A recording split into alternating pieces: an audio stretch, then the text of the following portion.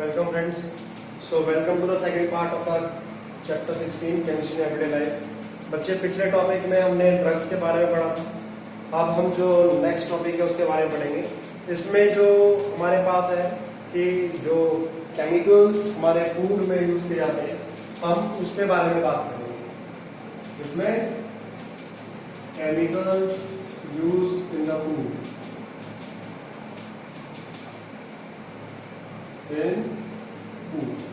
अब देखिए कि फूड के अंदर हम जो इस्तेमाल करते हैं केमिकल्स को वो किस पर्पज से करते हैं।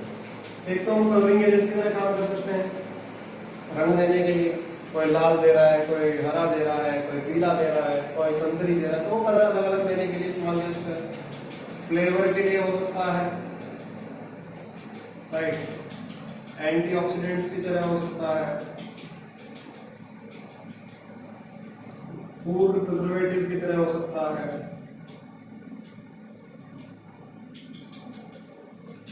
न्यूट्रिटिव हो सकता है, सप्लीमेंट्स में जैसे यूज किया जाता है, इमल्सिफाइंग एजेंट्स हो सकते हैं,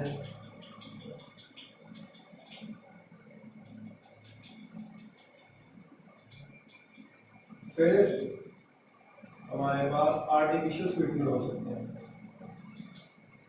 ये हमारे पास कुछ अलग अलग तरीके हैं जिससे हम खाने के अंदर केमिकल्स को इस्तेमाल करते हैं। मेजर जो हम इसकी स्टडी करने वाले हैं वो हम करेंगे आर्टिफिशियल स्वीटनर्स की, फूड प्रिजर्वेटिव और एंटीऑक्सीडेंट्स, राइट। सो सबसे पहले हम बात करते हैं आर्टिफिशियल स्वीटनर्स की। सो आर्टिफिशियल स्वीटनर्स होते क्या है? Artificial sweeteners are the chemicals, these are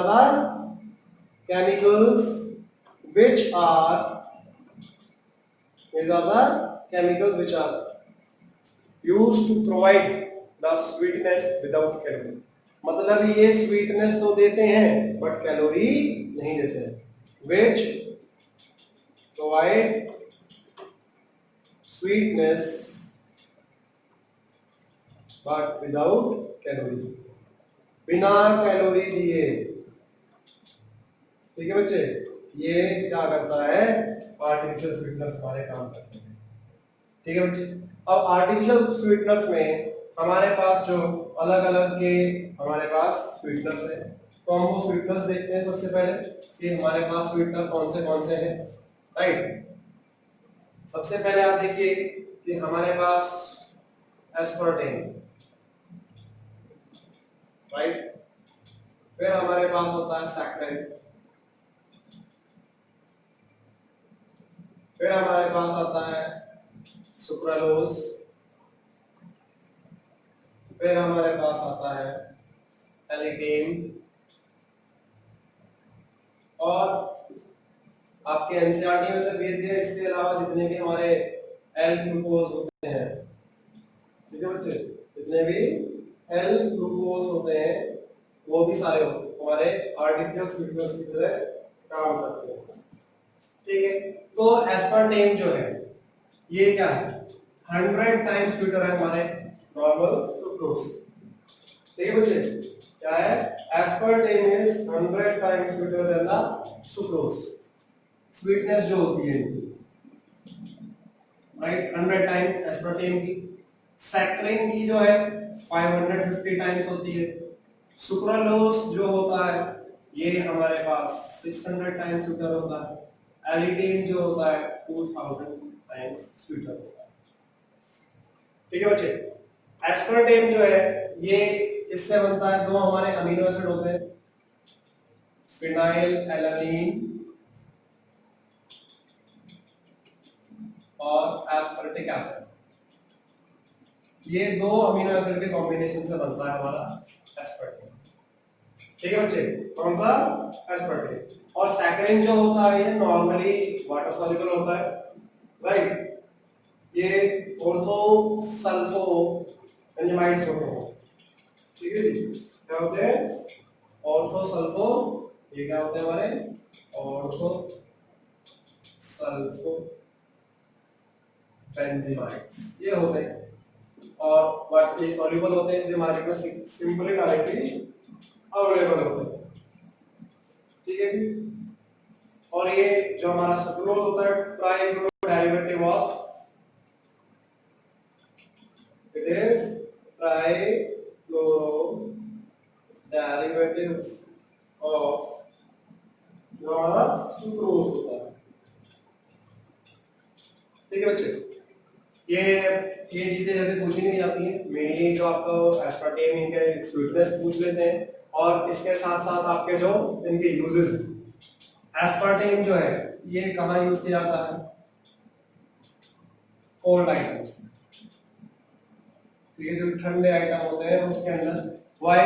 because it is unstable at cooking temperature, heat मिलेगी तो ये डिकम्पोज कर जाएगा। ठीक है बच्चे,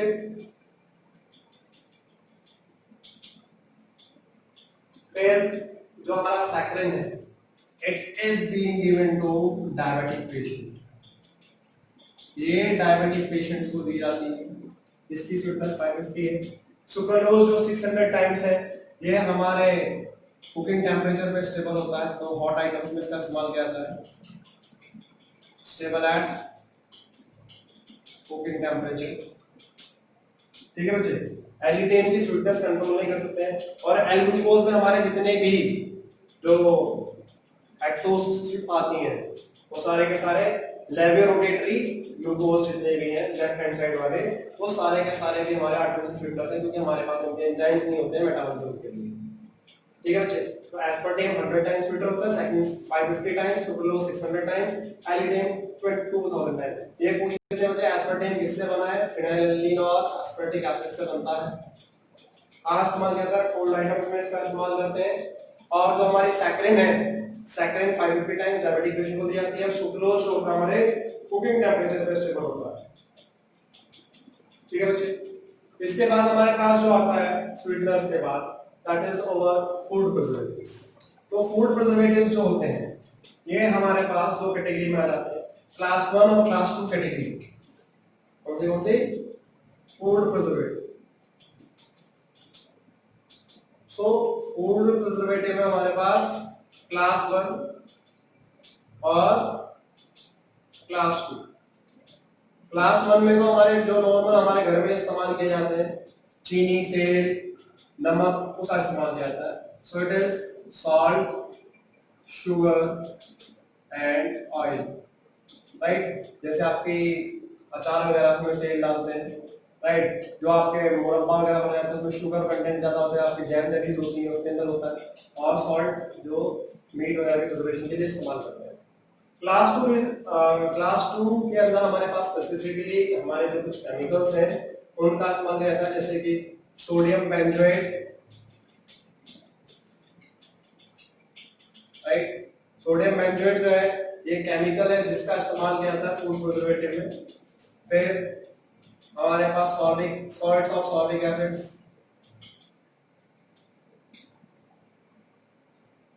मतलब सोडियम सॉर्बेट और या फिर पोटेशियम सॉर्बेट है, इसका इस्तेमाल किया कर देते हैं। फिर सोडियम मेटासल्फाइड, सोडियम मेटाबाइसल्फाइड का इस्तेमाल करते हैं, सोडियम मेटाबाइसल्फाइड। ठीक है, इसके अंदर हमारे पास क्या जाता है, इसका फॉर्मूला याद रखना बच्चे, Na2H2O5। अब ये Na2H2O5 जो है ये डिकम्पोज करने पर एसिड देता है, तो SO2 भी फूड प्रिजर्वेटिव की तरह ही काम किया जाता है।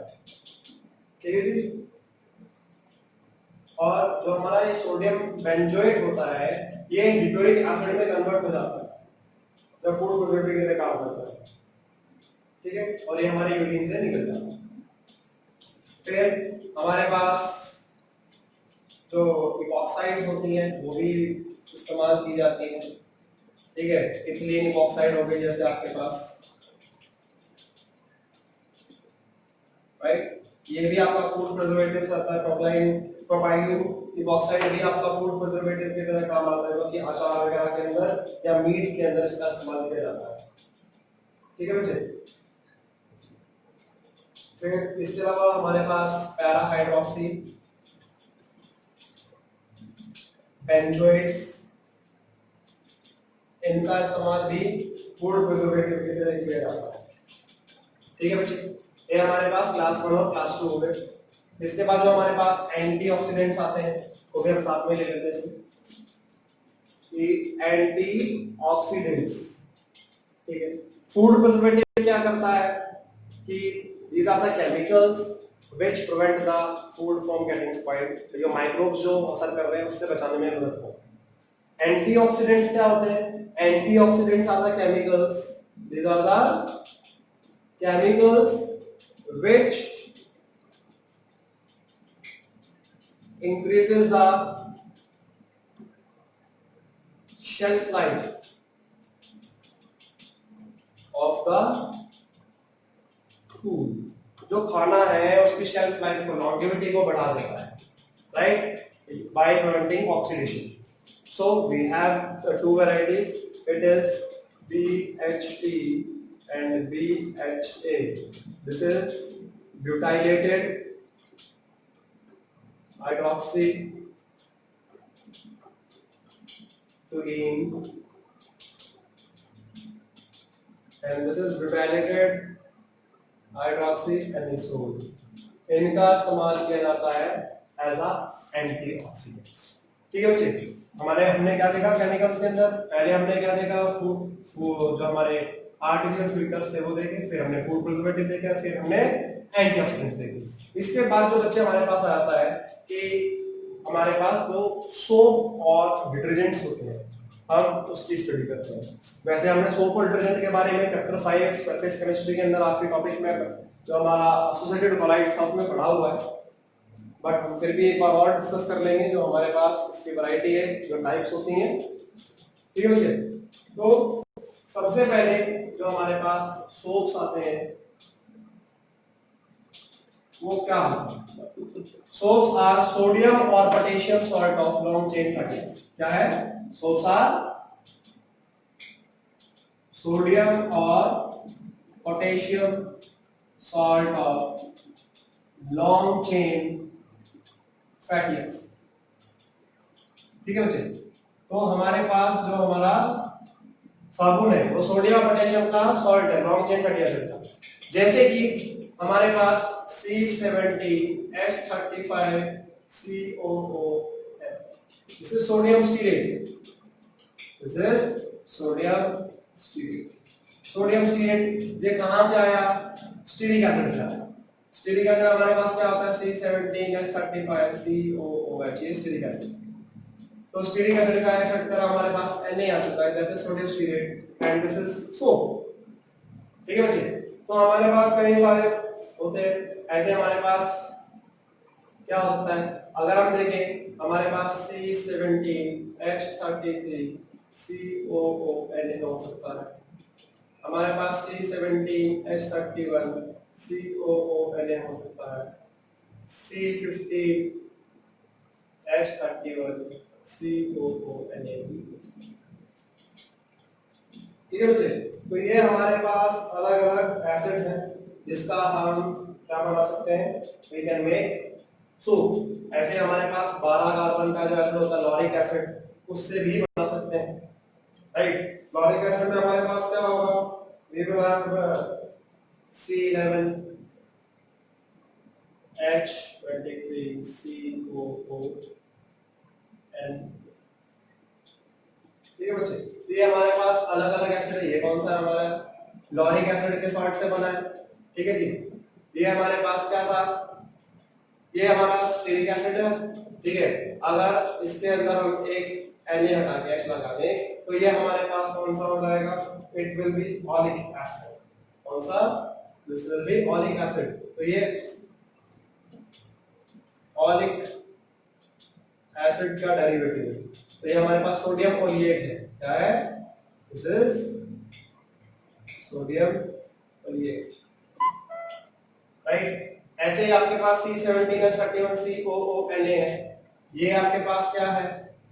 लिनोलिक एसिड का है। इसका है, अगर यहाँ पर ये ऐसे होता, H होता है यहाँ पर, तो यहाँ पर ये लिनोलिक एसिड होता। तो ये हमारे पास सोडियम लिनोलेट है, राइट, लिनोलिक एसिड से। C15H31COONA, ये हमारे पास सोडियम पाल्मेट है। क्या है? सोडियम पाल्मेट। और C11 ये हमारे पास सोडियम लोरेट है। सोडियम, ठीक है बच्चे। तो ये हमारे पास अलग अलग जो है नॉर्मल क्या है सोप्स जो है वो है। बच्चे इसको नोट डाउन करो।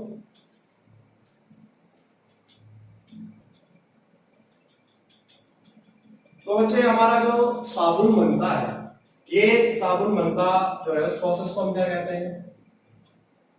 सैपोनिफिकेशन कहते हैं। ठीक है बच्चे, क्या कहते हैं? Saponification. The process of formation of soap is known as saponification. ठीक है, जिसमें भी मैंने कहा सोडियम या पोटेशियम सॉल्ट होगा। ठीक है, अलग अलग एसिड से हमारे पास है। एक हमारा स्टीरिक एसिड से हो गया, ये हमारा किससे था? ओलिक एसिड से, ये लिनोलिक एसिड से, ये पाल्मेटिक एसिड से, और ये लॉरिक एसिड से। ठीक है बच्चे, तो सैपोनिफिकेशन होता कैसे? हमारे पास जो ईस्टर होगा, ठीक है, उस ईस्टर के अंदर क्या करेंगे हम? We will add alpha liquid. ठीक है बच्चे, ओके। तो हमारे पास क्या है? We will have glyceride ester and we will add NaOH to it। Let's see. ठीक है, और जब भी सैपोनिफिकेशन रिएक्शन होगा तो हमेशा हमारे पास क्या बात आएगा? ग्लिसरॉल आएगा। ठीक है, अब मैंने आपको क्या कहा कि ग्लिसराइड ईस्टर जो हमारे पास होंगे, ग्लिसराइड ईस्टर्स का हम इस्तेमाल करेंगे। राइट, इसका ग्लिसराइड ईस्टर। ठीक है, अब ये देखिए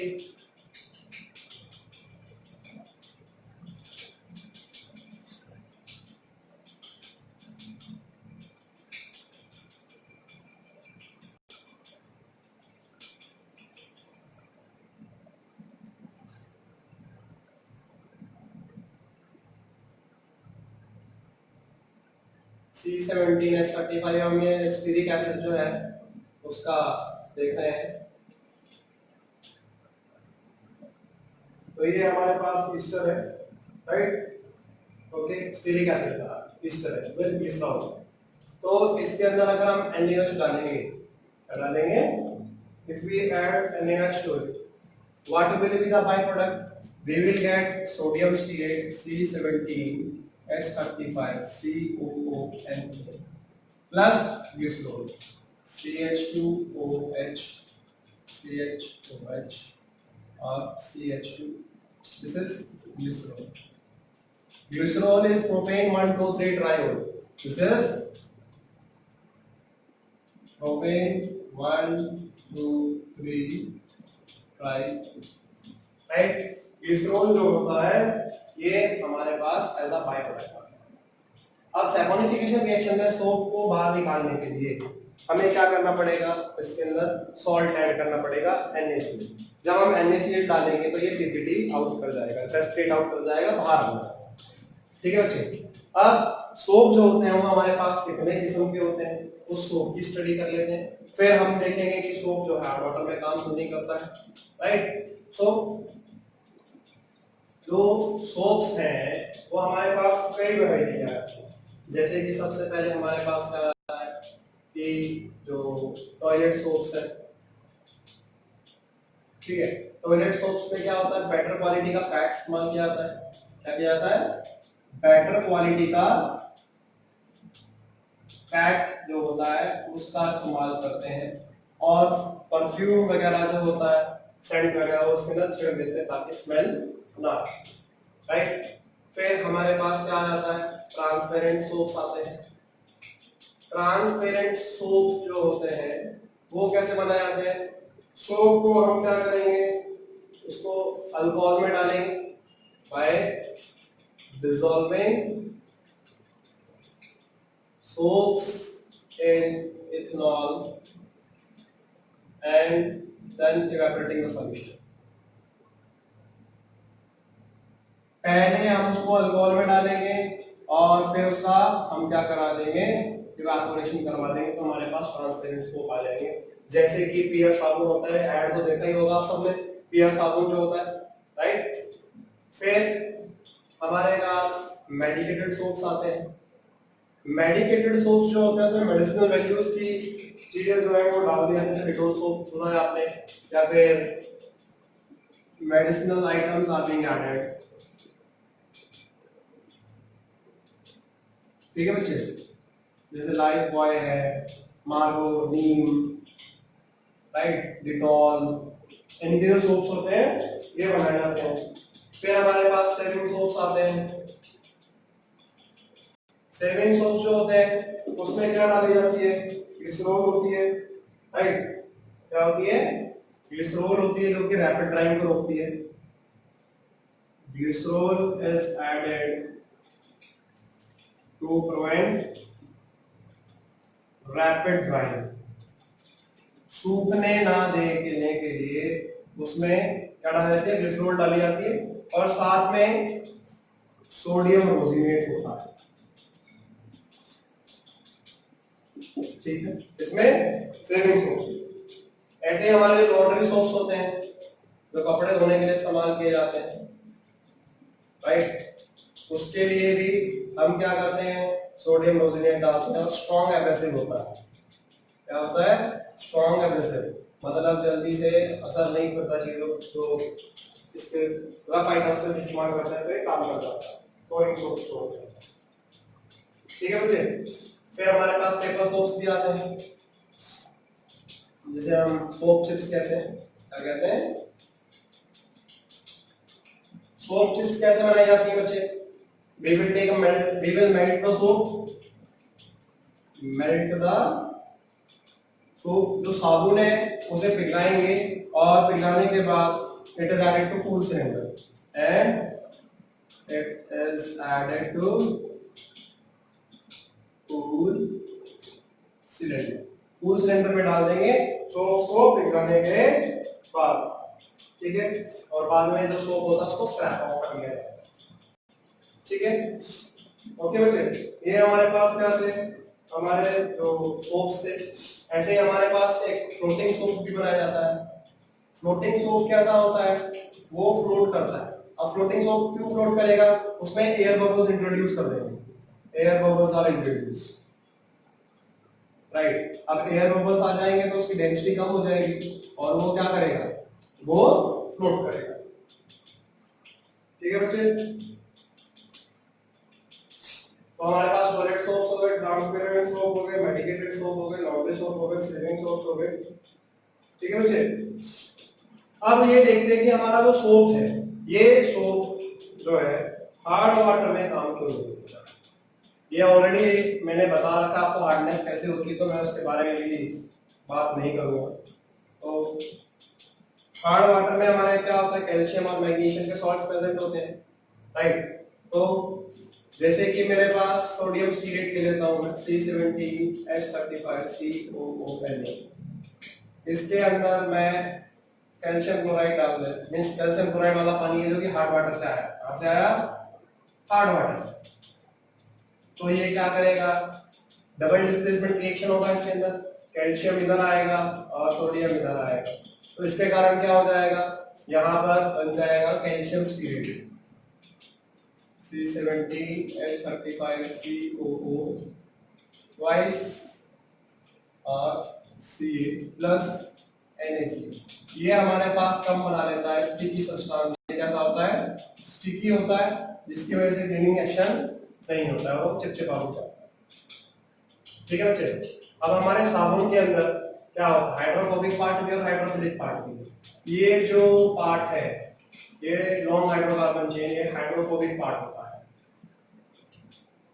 राइट, हाइड्रोफोबिक, और ये हमारे पास जो होता है ये हाइड्रोफिलिक होता है।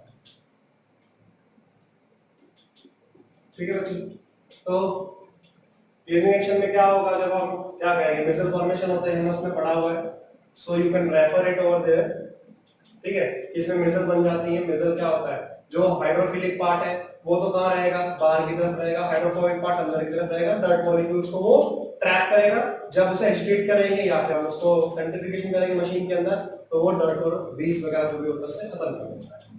ठीक है, सोप को कभी भी हम एसिड वाले सॉल्यूशन में नहीं डालते हैं, ठीक है बच्चे, क्या soaps are never added to acid solution, क्योंकि वह पीपीटी बन जाता है। ठीक है बच्चे, ओके। सो अब सोप के अल्टरनेटिव क्या है हमारे पास, ठीक है। सोप का अल्टरनेटिव क्या है, हमारे डिटर्जेंट्स है। क्या है, डिटर्जेंट्स। अब डिटर्जेंट्स जो होते हैं वो क्या होता है, सोडियम और potassium salt of long chain sulphonic acid. Sulphonic acid जो है उनकी लॉन्ग चेन के जो कंपाउंड होते हैं सब डिटर्जेंट्स कहते हैं। ठीक है, इसके सल्फोनिक एसिड एसिड सॉल्ट्स। ठीक है, अब हमारे पास डिटर्जेंट जो है ये किस कैटेगरी में आ जाते हैं, एनायनिक, कैटायनिक और नॉन आयनिक। ठीक है, ये जो हम पढ़ेंगे तीनों के तीनों, ये हमारे जो है बायोडिग्रेडेबल। देखा जाए तो वैसे हमारे सोप्स बायोडिग्रेडेबल होते हैं, डिटर्जेंट्स जो आपके सिलेबस में है वो बायोडिग्रेडेबल है। नॉन बायोडिग्रेडेबल कौन सा होता है उसके बारे में हम बात करेंगे। सो एनायनिक जो डिटर्जेंट्स होते हैं इसमें क्या होता है, एनायनिक डिटर्जेंट्स जो होते हैं इसके अंदर क्यों कहा जाता है, क्योंकि इनका नेगेटिव पार्ट जो होता है फ्यूमिगेशन में काम आता है। ठीक है जी, अभी हमारे पास सोडियम अल्काइल सल्फेट्स हो सकते हैं, राइट, क्या हो सकते हैं, सोडियम अल्काइल बेंजीन सल्फेट्स हो सकते हैं। क्या हो सकते हैं, we can have anionic detergents at sodium alkyl sulphates, एक तो ये कैटेगरी होगी, और दूसरी कैटेगरी हमारे पास होता है सोडियम अल्काइल बेंजीन सल्फोनेट्स। ठीक है बच्चे, सल्फोनेट्स, ये हमारे पास सल्फोनेट्स। ठीक है बच्चे, तो अब हम देखते हैं कि हमारे पास ये बनेगा कैसे। तो पहले हम एनायनिक डिटर्जेंट्स में देखते हैं, फिर हम कैटायनिक में देखेंगे और फिर हम नॉन आयनिक देखेंगे। सो एनायनिक में जैसे कि हमारे पास क्लोरीन अल्कोहल है, क्या है, we have chlorine alcohol. Chlorine alcohol जो है इसका मतलब क्या, 12 कार्बन के अल्कोहल, डू डेकेनॉल, राइट। तो डू डेकेनॉल के अंदर हम क्या करेंगे, तो C12H20,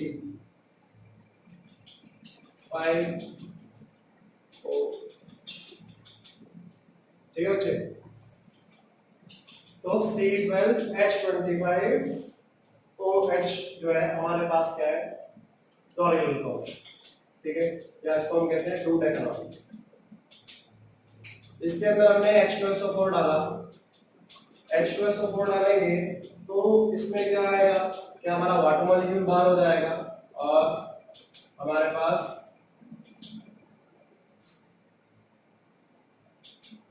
ये बन जाएगा। ठीक है, क्या बन जाएगा, क्लोरीन हाइड्रोजन सल्फेट। ठीक है जी, अब इसके अंदर क्या होगा, हम फिर NaOH डालेंगे, NaOH डालेंगे तो पानी बाहर हो जाएगा, फिर ये आपका H और ये क्या बन जाएगा, C12H25OSO3N। ठीक है, राइट। तो ये आपके पास सोडियम लॉरेल सल्फेट बन जाता है जो कि आपका क्या है, एनायनिक डिटर्जेंट है। और इसके अंदर ये जो पार्ट होता है ये हमारे पास लॉन्ग हाइड्रोफोबिक पार्ट है, ये हमारा क्लीनिंग एक्शन में काम आता है, एनायनिक पार्ट। ठीक है, फिर हमारे पास जो आता है अल्काइल बेंजीन सल्फोनेट्स में लेते हैं, 2 डेकाइल, हमारे पास 12 कार्बन का ही क्या है, we have 12 carbon alkyl group attached to the benzene ring, right।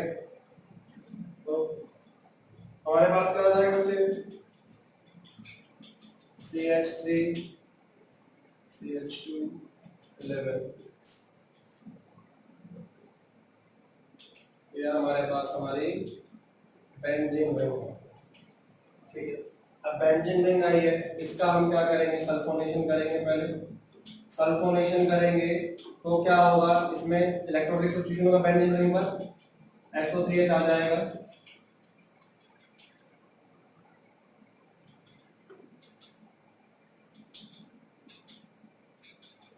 अब जब इसमें SO3H आ गया, अब इसके अंदर फिर क्या किया जाएगा, NH डाला जाएगा।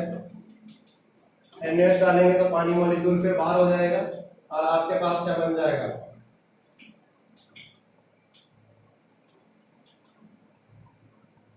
SO3Na। और ये आपके पास अल्किल ग्रुप जो है आपका, ठीक है। ओके, सो ये आपके पास क्या है, एनायनिक डिटर्जेंट है। क्या है, एनायनिक डिटर्जेंट। ठीक है बच्चे, बेंजीन सल्फोनेट आया है, lauryl benzene sulphonate, sodium lauryl benzene sulphonate. ठीक है बच्चे, ओके। तो ये हमारे पास क्या थे, हमारे एनायनिक डिटर्जेंट्स थे। इसके और ये एनायनिक डिटर्जेंट्स का यूज क्या है, एनायनिक डिटर्जेंट जो है ये कहाँ यूज किए जाते हैं, टूथपेस्ट के अंदर इस्तेमाल किया जाता है। पूछ लेते हैं कंपटीशन में, टूथपेस्ट में किसका इस्तेमाल किया जाता है, जो हमारा एनायनिक डिटर्जेंट्स है। और ये जो होते हैं सॉफ्ट डिटर्जेंट्स हैं, क्या है, सॉफ्ट डिटर्जेंट्स हैं, क्योंकि ये बायोडिग्रेडेबल भी है। ठीक है बच्चे, क्या होते हैं, बायोडिग्रेडेबल। हार्ड डिटर्जेंट्स कौन से होंगे, जो नॉन बायोडिग्रेडेबल होंगे उन्हें हार्ड डिटर्जेंट्स कहते हैं। अब कैटायनिक डिटर्जेंट्स देख लेते हैं हम, कैटायनिक डिटर्जेंट्स क्या होते हैं। Cationic detergents are quaternary ammonium salts of, क्या है, cationic detergents are the quaternary ammonium salts of the long chain compounds। ठीक है बच्चे, quaternary ammonium salts, और वो किसके होते हैं, क्लोराइड के, एसिटेट्स के, ब्रोमाइड के, जो हमारे कैटायनिक डिटर्जेंट्स हैं। तो कैटायनिक डिटर्जेंट्स में हमारे पास क्या आएगा, क्वाटरनरी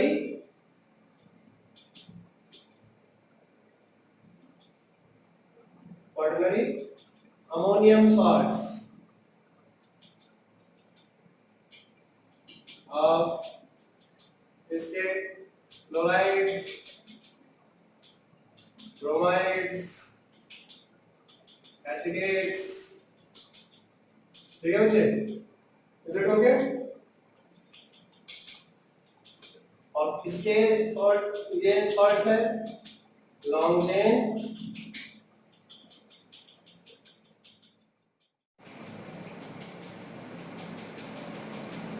ठीक है बच्चे, ओके।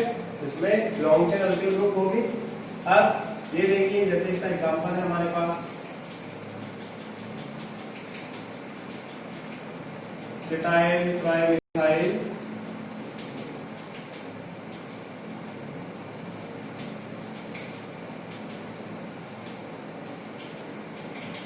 Ammonium bromide. ये हमारे पास जो है सिटाइल ट्राइमिथाइल अमोनियम ब्रोमाइड। इसके अंदर जो पॉजिटिव पार्ट होता है किन्हीं एक्शन में काम आता है, इसलिए कैटायनिक डिटर्जेंट्स है, राइट। और सिटाइल किसके लिए होता है, 16 कार्बन के लिए होता है। तो ये 15 और 16 इसके साथ अल्किल ग्रुप जुड़ा हुआ है, इसलिए ये हमारे पास क्या है, सिटाइल। ठीक है बच्चे। अब इसके बाद जो हमारे पास आता है कि इसका यूज क्या है, इसका यूज का है एयर कंडीशनर, जो आपके एयर कंडीशनर होते हैं, राइट, उसमें इनका भरपूर इस्तेमाल किया जाता है। ठीक है, ओके बच्चे। फिर हमारे पास जो आता है इसके बाद नॉन आयनिक डिटर्जेंट्स आ जाते हैं। नॉन आयनिक डिटर्जेंट्स जो होते हैं वो न्यूट्रल होते हैं, right. Non ionic detergents, so non ionic detergents are neutral in nature. ये न्यूट्रल होते हैं। ये कैसे बनते हैं, अल्कोहल और एसिड के साथ कंबाइन कर देते हैं, ये अपना मिक्सचर बना देते हैं। ठीक है, तो वो न्यूट्रल होते हैं। और नॉन ऑयल डिटर्जेंट्स कहाँ इस्तेमाल किए जाते हैं? जो आपके लिक्विड डिश वॉशिंग होती है, जो लिक्विड डिश वॉशिंग होती है उसके अंदर इनका इस्तेमाल किया जाता है। ठीक है, जैसे कि हमारा इथिलीन ग्लाइकोल। इथिलीन ग्लाइकोल क्या होता है? देखिए, ये हमने पहले भी पढ़ा है। इथेन 1,2 डाइओल जो होता है, ये हमारा क्या होता है? This is ethylene glycol. Ethylene glycol को अगर मैं इथिलीन ऑक्साइड के साथ कंबाइन कर दूं,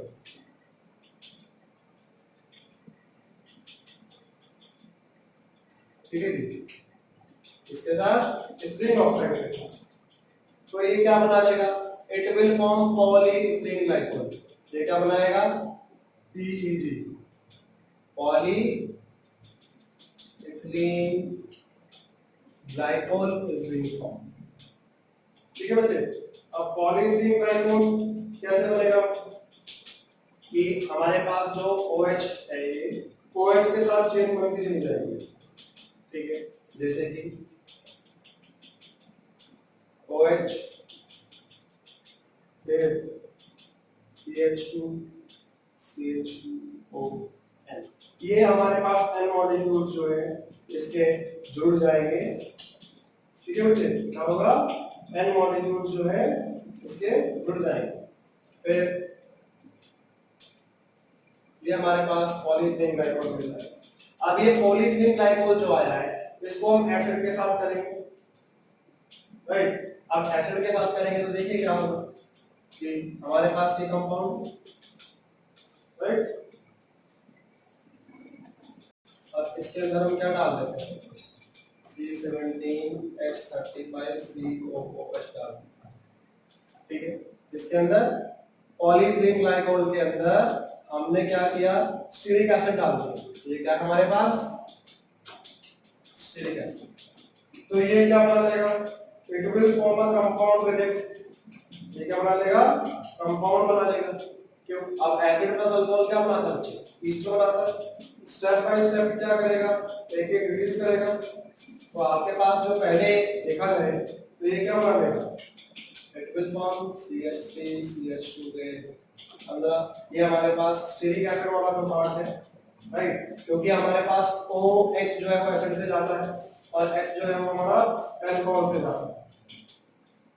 ठीक है, तो CO जो ये है, ये हमारे पास CO यहाँ से आया और OH यहाँ से निकल जाएगा।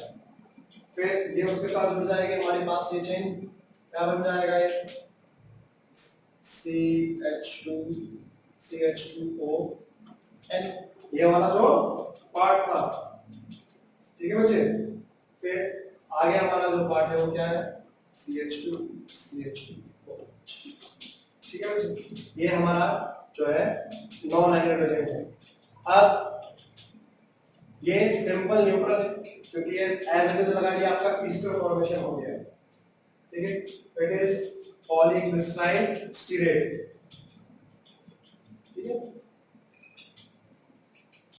अब बचे इसके बाद हमारे पास नॉन बायोडिग्रेडेबल डिटर्जेंट जो आता है वो देख लेते हैं, जो डिग्रेड नहीं करते। अब पता कैसे चलेगा कि हमारे पास बायोडिग्रेडेबल है कि नॉन बायोडिग्रेडेबल है? अगर ब्रांच स्ट्रक्चर आ जाएगा तो वो नॉन बायोडिग्रेडेबल होगा। नॉन बायोडिग्रेडेबल जो कि माइक्रोब्स डिकम्पोज नहीं कर सकते हैं, वो कब होगा? जब उसमें कैसा स्ट्रक्चर होगा? ब्रांच स्ट्रक्चर होगा। अब देख लेते हैं हम एग्जांपल, जैसे हमारे पास ब्रांच स्ट्रक्चर का है कि हमारे पास क्या है बच्चे कि वी विल टेक, क्या हमारे पास हम देख लेते हैं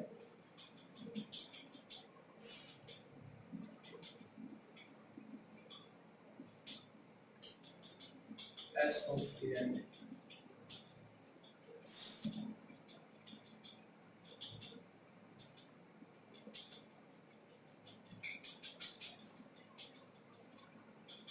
ये हमारे पास ब्रांच स्ट्रक्चर है, इसकी ब्रांचिंग हो रही है, इसलिए ये क्या है? This is what? This is non biodegradable. इसका नाम क्या है? सोडियम और मेरे 1 2 3 4। ठीक है, 1 3 5 7 1 2 3 4 5 6 7 8 टेट्रामिथाइल ऑक्टाइल बेंजीन सल्फोन। ठीक है बच्चे, ये हमारे पास क्या है, नॉन बायोडिग्रेडेबल। ऑक्टाइल क्या है बच्चे, क्योंकि 8 हमारे पास 8 कार्बन साथ में जुड़े हुए हैं। ठीक है, it is a complex compound, जो कॉम्प्लेक्स नोमेनक्लेचर में आता है, ब्रांच के अंदर ब्रांचिंग हो रही है। ठीक है, so this is for non biodegradable. अब डिटर्जेंट जो है वो अगर नॉन बायोडिग्रेडेबल होगा तो क्या करेगा बच्चे, पॉल्यूशन कॉज करेगा, क्यों, माइक्रोब्स से डिकम्पोज नहीं करते। तो देखा है तो सोप्स ज्यादा बेटर होते हैं as compare to detergent, but हमने जो पहले पढ़े वो सारे बायोडिग्रेडेबल डिटर्जेंट्स थे जिनका ज्यादा इस्तेमाल किया जाता है। ठीक है, so that's all for this chapter. In the next lecture we will be starting with a new chapter, that is polymers. Thanks for watching this video.